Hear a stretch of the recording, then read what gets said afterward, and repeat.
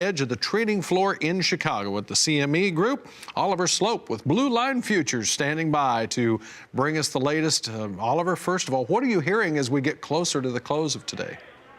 Well, it's nice to see the volatility kind of pick up in these markets as we grind a little bit higher. And you'd mentioned and alluded to at the beginning, a lot of this is going to be, I think, contingent on where we close today in terms of shaping us up for tomorrow's trade, but really going forward over the next couple of weeks. Now, looking at this March corn contract, I think there's a lot of resistance up here, 366.5 to 369.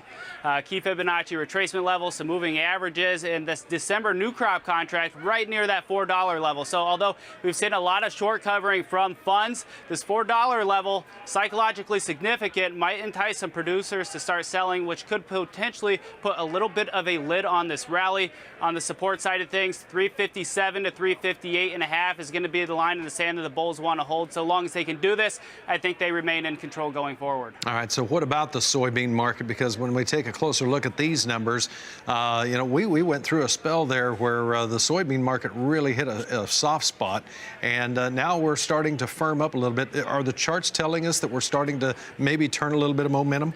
You know, I've had a couple clients asking me over the past 24 hours or so who's in control in terms of chart watching, and I think it's relatively neutral. I think 988 on the top side is key resistance on a closing basis. 980 on the bottom side is key support. If we close out above or below, I think there's potentially another 20 cents from the technical standpoint. Obviously, there's going to be a lot of attention still focused on that weather down in South America, have big price implications going forward. Yeah, the jury's still out on that, and our exports have really been pretty quiet here, our overnight exports anyway, for soybeans out of this country.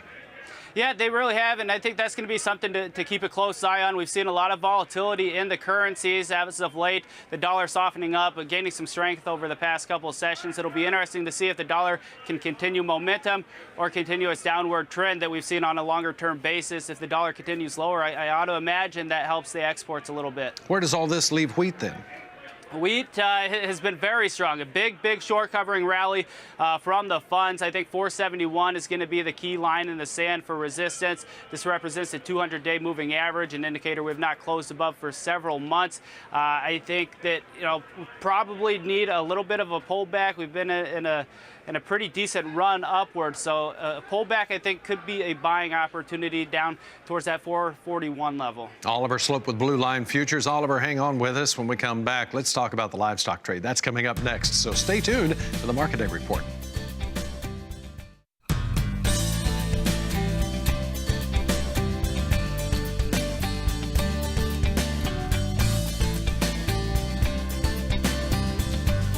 Joining us from the edge of the trading floor in Chicago at the CME Group is Oliver Sloup with Blue Line Futures. Oliver, we were always looking for a little bit of volatility to come back to all of this market, particularly the grains and the livestock and things. We've certainly got our wish, starting to see a little more action, and that livestock market also starting to show signs of life on either side. Yeah, trading in a nice range. We've been fairly pessimistic over the past couple months at the top end of the range here, but I think the charts are shaping up to be a little bit more friendly if you zoom out on the intermediate term basis. I think if we see that April live cattle contract pull back to 122.50 to 123, I think there's some value down there. We haven't seen much in the way of cash trade this week. I think we got 126 on the Fed Cattle Exchange yesterday, but outside of that, there really hasn't been a whole lot.